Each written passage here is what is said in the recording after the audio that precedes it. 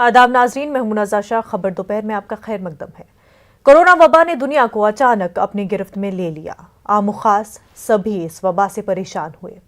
पूरी दुनिया ने इस खतरे से निमटने की तैयारियां शुरू कर दी। कोरोना के खिलाफ दवाई तो नहीं मिली, लेकिन इससे लड़ने और उसके मुहलक वायरस से बचने के लिए हमने मुख्तलिफ रास्ते अपनाए। वैक्सीन तैयार किए गए और किसी हद तक कोरोना पर काबू पाने की कोशिशें कामयाब होती दिखाई दी, लेकिन कोरोना ने भी रंग रूप बदलना शुरू कर दिया। तरक्की याफ्ता और तरक्की पजीर ममालिक की कोशिशें जारी रही। सभी ने अपने अपने हिसाब से वैक्सीन बनाए। कुछ कामयाब हुए और कुछ कामयाबी के करीब तर हुए। कोरोना की 2 लहरों से मुकाबला करने के बाद अब कोरोना की तीसरी लहर के अंदेशों के दरमियान हिंदुस्तान समेत दुनिया भर के मुल्कों में टीकाकारी मुहिम शिद्दत इख्तियार कर रही है।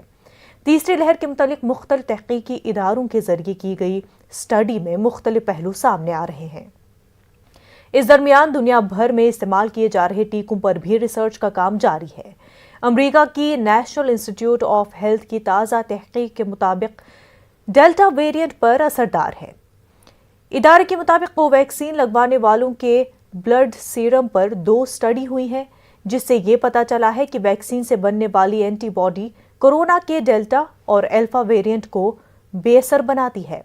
ख्याल है कि भारत बायोटेक की ये वैक्सीन ICMR के ताउन से तैयार की गई है। इन तमाम कोशिशों में लॉकडाउन लगाया गया, लोगों को घरों तक महदूद करने की कोशिश हुई। इस दौरान हमने अपनों को खोया, कारोबार तबाह हो गए, घर उजड़ गए, अपनों से बिछड़ गए। लेकिन इस वबा के मुख्तलिफ रूप से हमने सबक हासिल यही किया और ज़ाब्तों की धज्जियां उड़ाते रहे। इस वक्त भी यही सूरत हाल है। हुकूमतें गाइडलाइन बनाती हैं और हम उसे आसानी से तोड़ देते हैं। और अब आगे कोरोना के जितने भी रंगो रूप देखने को मिले, हमारी कोशिशें और हमारा एहतियात ही कोरोना को हराने के लिए वाहिद सहारा है।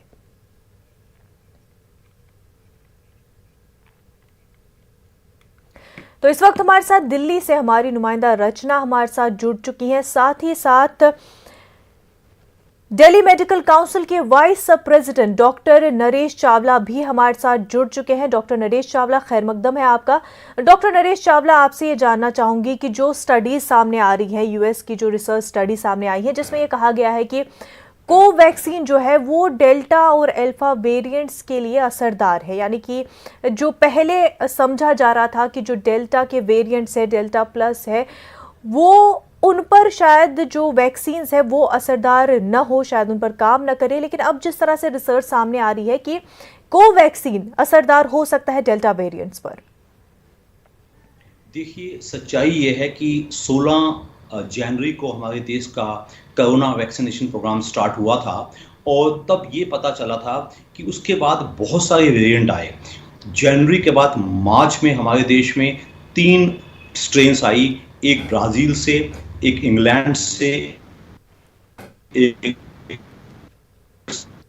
साउथ जी बाहर के देशों में गई तो वो बदल के डेल्टा प्लस होकर हिंदुस्तान में वापस आ रही है। इसके 50 के ऊपर केस चुके हैं, तो जिससे हम डर रहे हैं। आम जन ये सोचता है कि भी वैक्सीन बहुत पहले आई गई थी, इस वैक्सीन जो है कि नहीं है। हालांकि अभी तक जो हमारा क्लेम है, जो हमारी 3 इंडियन वैक्सीन हैं, तीनों अच्छी इफेक्टिव मानी जा रही, नॉट इंडियन, जो इंडिया में अवेलेबल है। फॉर एग्जाम्पल कोविशील्ड, कोवैक्सीन और स्पुतनिक, वो अब आपने सुना होगा मॉडर्ना भी आने वाली है, और फाइजर की वैक्सीन भी, और एक कैडिला की वैक्सीन भी, और एक नोवावैक्स भी। बट जो हमें बड़ी खुशी की बात है, जो हमारे देश की अपनी ICMR की बनाई हुई होम ग्रोन टोटल स्वदेशी वैक्सीन कोवैक्सीन है, जो कि शुरुआत में जिसके कि ट्रायल्स पूरे नहीं हुए थे, अब वो शायद थोड़ी बेहतर मानी जा रही है। और इवन अपने देश के क्लेम्स के अलावा एक अमेरिका की नेशनल इंस्टीट्यूट ऑफ हेल्थ ने भी हमें अप्रूवल दिया है। ये हमारे लिए बहुत ही खुशी की बात है। जी, जो मैं बोल रहा हूँ, इट इज नेशनल चैनल, आपका अच्छा चैनल न्यूज 18, तो आपके दर्शकों को ये स्पष्ट बताना जरूर है। इस टाइम हमें ये नहीं देखना है कौन सी ज्यादा अच्छी है, कौन सी कम अच्छी है। लोग इस बात का मुकाबला करना शुरू कर देते हैं, वो एक को छोड़ के दूसरी इंतजार करते हैं।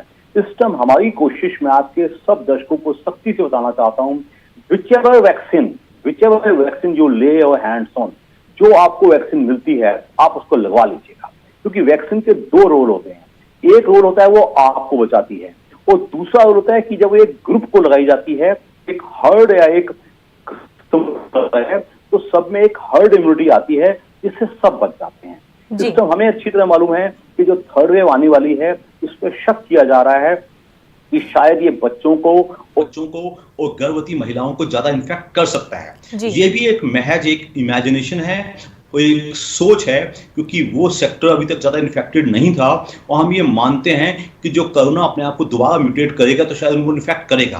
अब बच्चों की चूंकि वैक्सीन अभी 18 साल तक की अवेलेबल नहीं है, तो हमारा धर्म बनता है सब एडल्ट्स का, 18+ वालों का, कि ये नहीं कि हम अगली वैक्सीन का इंतजार करें, वो ज्यादा अच्छी होगी मैं वो लगाऊंगा ये लगाऊंगा, नथिंग डूइंग।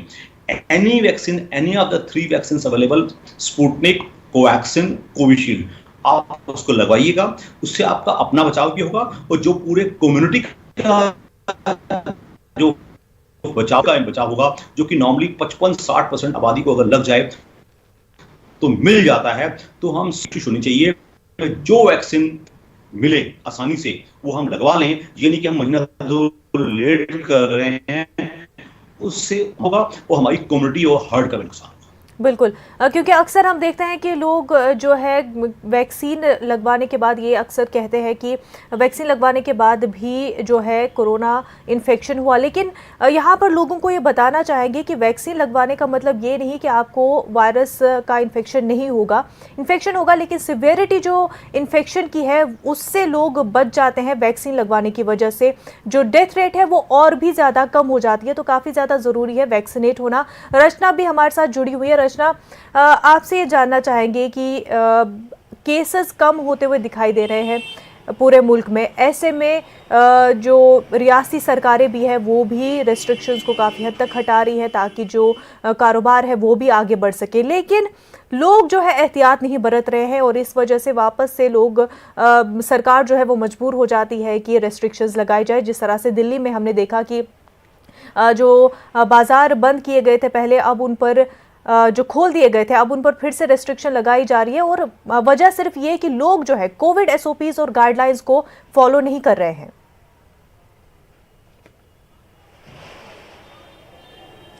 बिल्कुल, जिस तरीके से दिल्ली धीरे धीरे अनलॉक 5 की तरफ बढ़ रही है और सरकार ने बहुत सारी छूट यहाँ पर दी हैं, उसके बावजूद लोग कोविड-19 की जो गाइडलाइंस है उनको फॉलो नहीं कर रहे हैं, और उसी का नतीजा है कि आज दिल्ली में लक्ष्मी नगर बाज़ार को 5 जुलाई रात 10 बजे तक के लिए बंद कर दिया गया है, क्योंकि SDM ने जिस तरीके से यहाँ पर निरीक्षण किया और पाया कि यहाँ पूरी तरीके से जो गाइडलाइंस है उनको फॉलो नहीं कराया जा रहा है, उनका वायलेशन किया जा रहा है। और आप तस्वीर में साफ देख सकती हैं कि मार्केट जो लोगों से भरा हुआ होता था, आज यहाँ सारी दुकानें बंद कर दी गई हैं।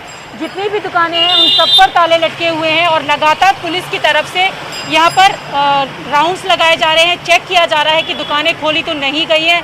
लेकिन जो दुकानदार हैं, जो मार्केट एसोसिएशन के प्रेसिडेंट हैं, उनका कहना है कि यहाँ पर जो दुकान बंद करने का फैसला लिया गया है वो पूरी तरीके से गलत है।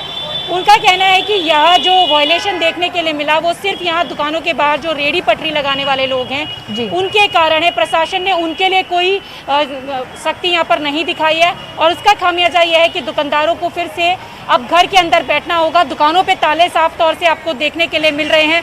कोविड के समय पे लंबे समय तक बाजार बंद रहे, ऐसे में थोड़ी सी राहत हुई थी कि जब दिल्ली धीरे धीरे अनलॉक की तरफ बढ़ने लगी और बाजार खुलने लगे तो व्यापारी भी इससे खुश थे। लेकिन अब जिस तरीके से कल एक बार फिर लक्ष्मी नगर बाजार में सामाजिक दूरी का उल्लंघन करते हुए पाया गया, और उसके बाद ये निर्णय लिया गया दिल्ली सरकार की तरफ से कि SOPs को फॉलो ना करने वाले लोगों के खिलाफ सख्त कार्रवाई की जाएगी, और उसी का नतीजा है कि 5 जुलाई रात 10 बजे तक के लिए लक्ष्मी नगर बाजार के कई सारी जगहों को बंद कर दिया गया है।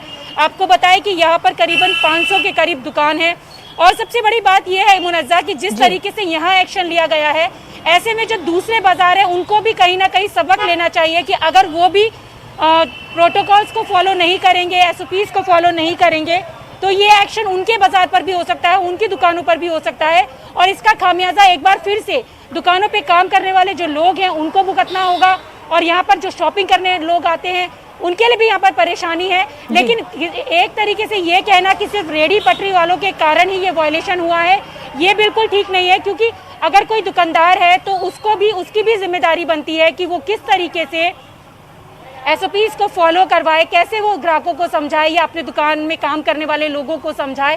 सारा ठीकरा प्रशासन पर फोड़ना या फिर पुलिस पर होना वो जायज़ नहीं है। यहाँ पर जिम्मेदारी हर किसी की बनती है और अगर हर कोई अपनी जिम्मेदारी निभाएगा तभी कोविड से लड़ा जा सकेगा, क्योंकि जिस तरीके से लगातार मामले धीरे धीरे कम हो रहे हैं और दिल्ली एक बार फिर से रफ्तार पकड़ती हुई नजर आ रही है। लेकिन अगर ये मामले लगातार तेजी से बढ़ते हैं तो फिर लॉकडाउन की तरफ बढ़ने का एक कदम सरकार विचार करेगी यहाँ पर। बिल्कुल। डॉक्टर नरेश, जिस तरह से लोग जो है वो कहीं ना कहीं मास्क से बेजार होते हुए नज़र आ रहे हैं, क्योंकि लंबे अरसे से कोविड SOPs और गाइडलाइंस को फॉलो करते हैं। कोविड अप्रोप्रिएट बिहेवियर कितना ज़्यादा ज़रूरी है बावजूद इसके कि हम वैक्सीनेट भी हो रहे हैं, और क्या जो मास्क और दीगर कोविड SOPs है ये काफ़ी अरसे तक चलेगा, और क्या लोगों को इस नए नॉर्मल के साथ अब अडॉप्ट कर लेना चाहिए? देखिए, पहले तो मैं वैक्सीनेशन की बात कर दूं। जो लोग अक्सर वहम करते हैं कि हमने वैक्सीन लगवाई थी पहले भी तब भी हमें कोरोना हो गया, तो मैं इनको बता दूं वैक्सीन कोई भी 100% नहीं होती है। इनकी सफलता रेट 70 to 90% होता है। लेकिन ये स्पष्ट होता है जो वैक्सीनेट हो जाता है उसके मृत्यु के चांसेस, उसके ICU में जाने के चांसेस और उसके सीवियर डिसीज होने के चांसेस बहुत कम होते हैं। और दूसरा फ़ायदा जो आप इंडिविजुअल वैक्सीन लगाते हैं, आप अपना फ़ायदा भी करते हैं, वो एक जो हर्ड इम्यूनिटी आनी होती है उसमें एक ग्रुप के लिए आप कंट्रीब्यूट करते हैं। तो इसलिए इस मामले में बहुत ज़्यादा जो आजकल हम वैक्सीन हेजिटेंसी देख रहे थे, आपके दर्शकों को मैं बताना पसंद करूँगा, उनको अपने लिए, अपने परिवार के लिए, अपनी फैमिली के लिए, अपने समाज के लिए, पूरे देश के लिए उनको वैक्सीन अवश्य लगवानी चाहिए, जो भी उनको मिलती है आसानी से। दूसरा बात की गई, इसमें कोई शक नहीं है, जो एक चीज़ बिल्कुल श्योर एंड शॉर्ट है, that is called corona appropriate behaviour या कोरोना नॉर्म्स हमको फॉलो करने चाहिए। काफ़ी देश मैंने ऐसे देखे हैं, Israel, Japan, Taiwan, Hong Kong, New Zealand, even Europe के छोटे देश, उन्होंने कोरोना अप्रोप्रिएट बिहेवियर को अपनी जीवन शैली बना लिया है। जी। हम हिंदुस्तानी तो समाव मैंने देखा है कि जैसे लॉकडाउन से छूटते हैं तो ऐसा बिहेव करते हैं जैसे किसी जेल से छूटे हों।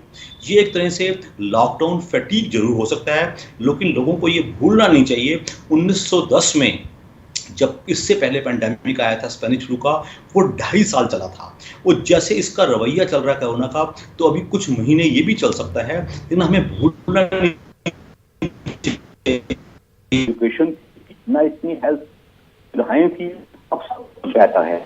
उस बेहतरी का हमें लाभ उठाना चाहिए, लेकिन बिहेवियर जिसमें अपने घर से मत निकलो अपने लेगी, घर से बाहर निकलो तो मास्क हमेशा लगाओ, सोशल डिस्टेंसिंग का पालन करो, झुंड में शामिल भी ना हो और झुंड खुद पैदा ना करो। ये प्लस हैंड सैनिटाइज करना या हैंड सैनिटाइजर से या हाथ धोने का काम, प्लस अपने खान पीन का इम्यूनिटी का ध्यान देना। अगर हम 5 ये गुर अपना लें, जिसको कि हम इंग्लिश में सोशल वैक्सीन कहते हैं, मैं कहता हूँ चाहे तीसरी लहर आए या चौथी लहर आए, हम सब पढ़ सकते हैं। बट एक ये समझ की बात है, आपके दर्शकों को मैं सख्ती से एडवाइस दूंगा, जो प्रशासन है वो लॉकडाउन लगा सकता है, उससे इकोनॉमिक नुकसान इतना होता है कि रोटी नहीं बनती। हजारों लाखों लोग जो डेली वेजर्स हैं वो रोटी कहाँ से खाएं। तो हमारे हिसाब से हमें अपना बिहेवियर ऐसा बनाना चाहिए जिससे हमारी रोटी रोजी भी चलती रहे और हम कोरोना से बचे रहें। बिल्कुल, कोरोना गाइडलाइंस को फॉलो करना बेहद ज़रूरी है। आप वैक्सीनेट हो गए हो तब भी कोविड SOPs को फॉलो करना काफ़ी ज़्यादा ज़रूरी है। इस पर बात लगातार हम जारी रखेंगे। डॉक्टर नरेश और रचना हमारे साथ जुड़े रहेंगे, लेकिन उससे पहले नाज़रीन एक छोटा सा खैर मकदम है। कोविड SOPs को कितना ज़रूरी है कि फॉलो करें बावजूद इसके कि आप वैक्सीनेट भी हो गए हो, इसके बारे में डॉक्टर नरेश चावला हमें बता रहे थे। और डॉक्टर नरेश चावला, आपसे ये जानना चाहूँगी कि अभी जिस तरह से मुल्क में केसेस, कोरोना के एक्टिव केसेस कम हो रहे हैं और रिकवरी रेट बेहतर है, ज़्यादा है, और डेथ रेट भी कम हो गई है, तो क्या ये माना जाए कि जो सेकेंड वेव है वो ख़त्म हो चुकी है, या अगस्त तक सेकेंड वेव जो है वो पूरी तरह से ख़त्म हो जाएगी? यानी कि दिन के अगर हम माने कि 200 से 300 केसेस हो सकते हैं पूरे मुल्क में, ये जो सेकेंड वेव है ये कब तक पूरी तरह से माना जाए कि अब सेकेंड वेव का खात्मा हो चुका है? देखिए, जब अप्रैल मई में हमारे केस 4.25 लाख हो गए थे, अब हमारे फ्रेश केसेस हार्डली 30 to 33,000 है। दैट मीन्स कि they have gone down by almost 90%, 93%, उसका सिर्फ महज बहुत कम हिस्सा रह गया है।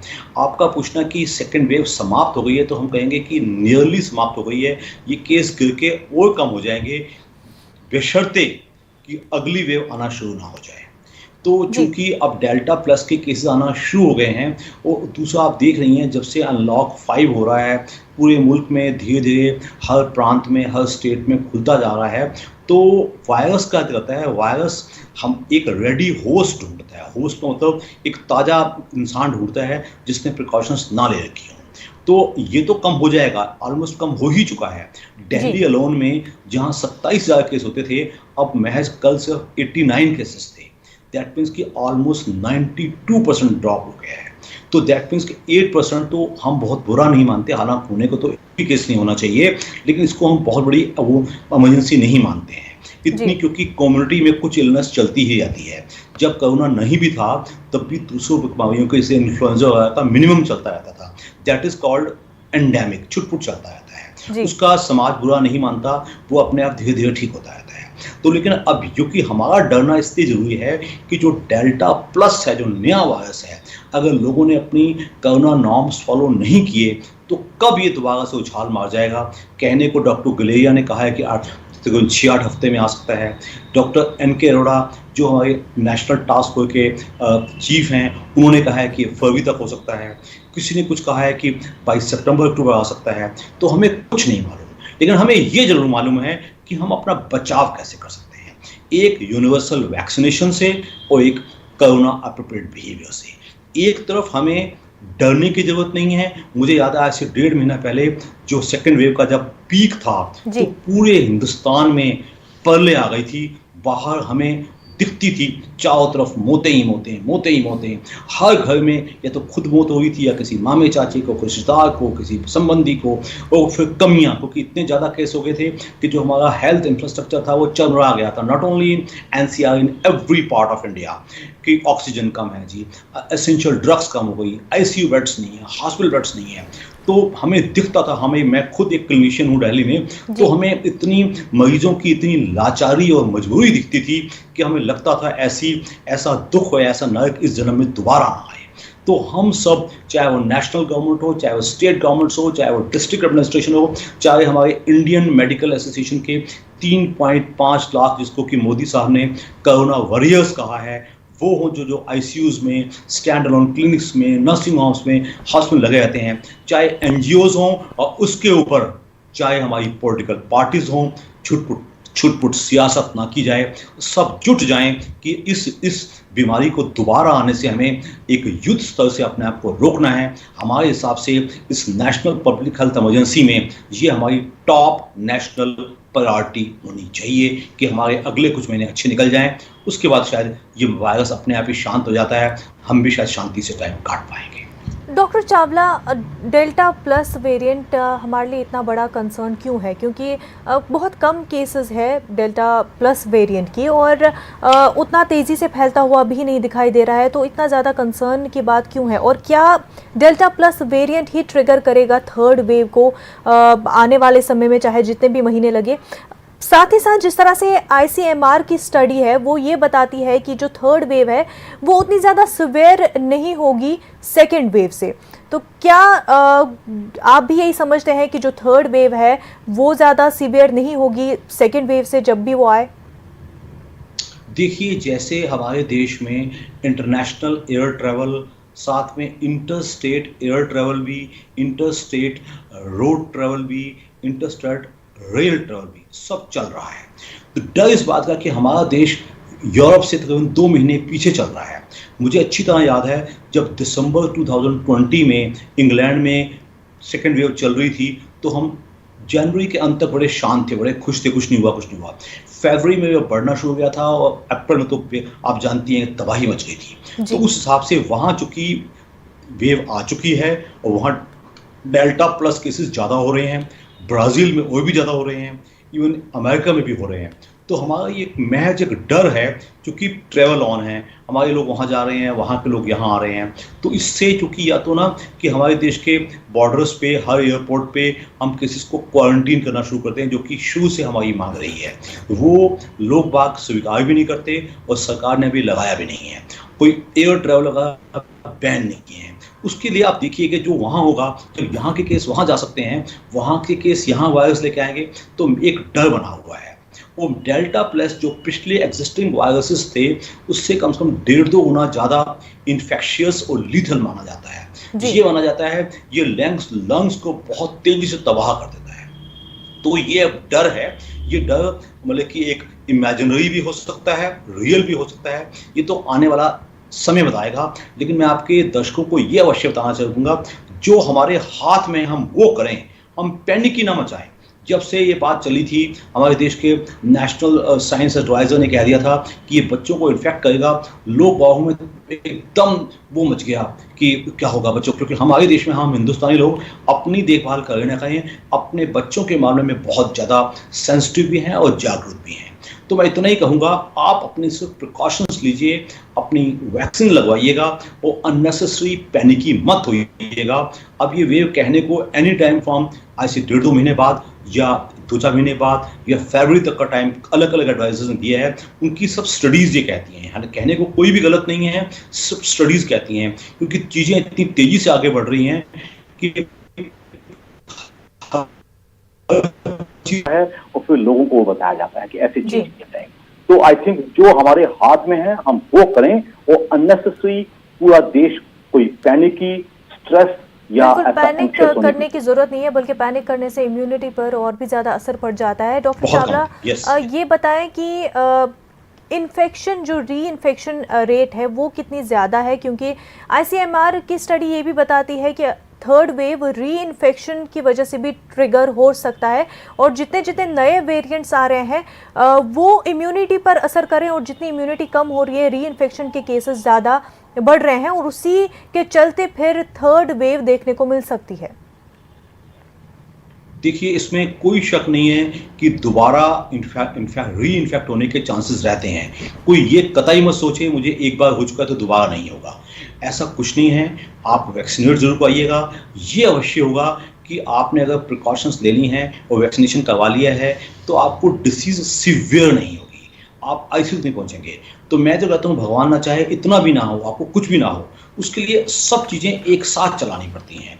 वैक्सीनेशन भी, अपना खान पीन अच्छा बैलेंस फूड लीजिएगा, जंक फूड मत लीजिएगा। बच्चों को जो बार बार पूछा जाता है कि बच्चों को क्या खिलाएं, हम कहते हैं बच्चों को तुम ये फास्ट फूड ना खिलाओ, बच्चों को हरी सब्जी और दाल खाने का करो, बच्चों को हाइजीन सिखाओ, बच्चों को कोरोना अप्रोप्रिएट बिहेवियर, 5 साल से ऊपर का बच्चा मास्क लगा सकता है। तो ये सब प्रिकॉशन की जाएं। हालांकि ये डर मन में अभी भी बना हुआ है कि जो कोरोना की थर्ड वेव है, जो कि डेल्टा प्लस वायरस है, ये इन्फेक्शियस ज़्यादा है, फैलता भी ज़्यादा है, लीथल भी ज़्यादा है, डैमेज भी ज़्यादा करता है।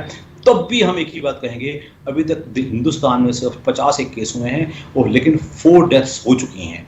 तो कहने का मतलब कि जो कि हमारे एल्डरली ग्रुप है उनको बचाना, जिसमें कोमॉर्बिड डिसीजेज हैं, जो पहले से डायबिटिक है, किसी किडनी ट्रांसप्लांट का पेशेंट है, किसी लिवर ट्रांसप्लांट का पेशेंट है, किसी इम्यून डेफिशिएंसी डिसीज का, इम्यून कॉम्प्रोमाइज डिसीज का पेशेंट है, जो जैसे कि SLE वगैरह कई बीमारियां हैं जो कि हम इंग्लिश में क्रोनिक डिजीज कहते हैं, ये लोग ज़्यादा आसानी से पकड़े जाते हैं।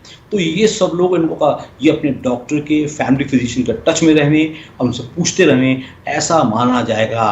तो मैं कहता हूँ कोई भी वेव आती रहे, 90% बीमारी, 90 से 92% बीमारी सिर्फ घर में बैठे बैठे, सिर्फ होम आइसोलेशन से और सिंपल दवाइयों से। डॉक्टर चावला, ये आपसे जानना चाहूंगी कि जिस तरह से आपने भी इससे पहले कहा कि माना ये जा रहा है कि थर्ड वेव बच्चों पर ज़्यादा असर करेगी, तो वहीं महाराष्ट्र में अगर हम देखें, BMC का सर्वे हुआ और माना ये जा रहा है कि 50% जो बच्चे हैं, जो पीडियाट्रिक ग्रुप है, वो काफ़ी बेहतर तरीके से कोविड को हैंडल कर रहे हैं। एंटीबॉडीज़ देखने को मिली है बच्चों में भी। और क्या वाकई अगर बच्चे जो है कोविड को बेहतर हैंडल कर रहे हैं, तो जो हमारा ये डर है कि थर्ड वेव बच्चों पर ज़्यादा असर करेगा, वो कहीं ना कहीं गलत साबित हो सकता है? हो सकता है, बिल्कुल हो सकता है। पहली 2 वेव्स ने बच्चों को बहुत ज़्यादा नहीं छुआ है। वो अभी भी जो ये माना जाता था कि बच्चों को कोरोना या कोविड-19 होता भी था तो डिसीज़ काफ़ी माइल्ड होती थी। अब पिछले कुछ टाइम से केसेस देखे गए हैं जिसमें कि उसमें कुछ मल्टी सिस्टम इन्वॉल्वमेंट वाले केस देखे गए थे, जिसमें इसको कहा जाता था मल्टी सिस्टम इन्फ्लेमेटरी सिंड्रोम कहा जाता था उसको। कुछ केसेस यूपी वगैरह में और कहीं कुछ इलाकों में देखे गए हैं, लेकिन मैं मानता हूँ उनका नंबर भी बहुत कम है। तो अभी तक की अच्छी खबर पूरे हिंदुस्तान के लिए और ख़ास तौर के पेरेंट्स के लिए और बच्चों के लिए इतनी है कि इतना ज़्यादा डिसीज़ शायद उनको ना हो या सीवियर ना हो। बट ऐसा करने का मतलब ये कतई नहीं है कि वो अपनी प्रिकॉशंस बंद कर दें। आज की तारीख में सबसे जो बड़ा चीज़ है या इवन वैक्सीनेशन से भी ज़्यादा वो है बचाव बचाव बचाव। जितना हम बचाव करेंगे उतना वायरस को रेडी होस्ट नहीं मिलेगा, वायरस अपने आप डाई आउट कर जाएगा, डाई आउट मर जाएगा अपने आप। अगर वायरस को मिलेगा एक रेडी होस्ट, तैयार होस्ट, जो कि तो फिर आप समझ सकती हैं फिर तो देश में क्या होगा। क्योंकि जो सेकंड लहर जिस किसी सीनियर ने, जूनियर ने, डॉक्टर ने, आम आदमी ने देखी है ना, वो मानता है कि ये पहले आ गई थी कि कैसे कहते हैं मौत का खुलेआम नाच चल रहा था। बिल्कुल डॉक्टर चावला, सेकेंड वेव में हमने जिस तरह से कोविड का मुकाबला किया है, अब भी जो है आगे चल के भी बिल्कुल वैसे ही कोविड SOPs को फॉलो करना है, गाइडलाइंस को फॉलो करना है। और जो एक बहुत ही अच्छी खबर सामने आ रही है रिसर्च के थ्रू कि कोवैक्सीन जो है वो डेल्टा वेरिएंट्स के खिलाफ असरदार है। साथ ही साथ कोविशील्ड के लेकर भी रिसर्च सामने आ रही है कि कोविशील्ड भी असरदार है डिफरेंट वेरिएंट्स को लेकर के। तो वैक्सीन चाहे आपको जो भी मिल रहा हो, वैक्सीनेट ज़रूर हो जाएं और साथ ही साथ वैक्सीनेट होने के बाद भी कोविड गाइडलाइंस को फॉलो करें, कोविड एप्रोप्रिएट बिहेवियर को फॉलो करें। अब बेहद शुक्रिया डॉक्टर नरेश चावला आपका हमारे साथ बने रहने के लिए। खबर दोपहर में इतना ही, हमें दीजिए इजाजत। आदाब।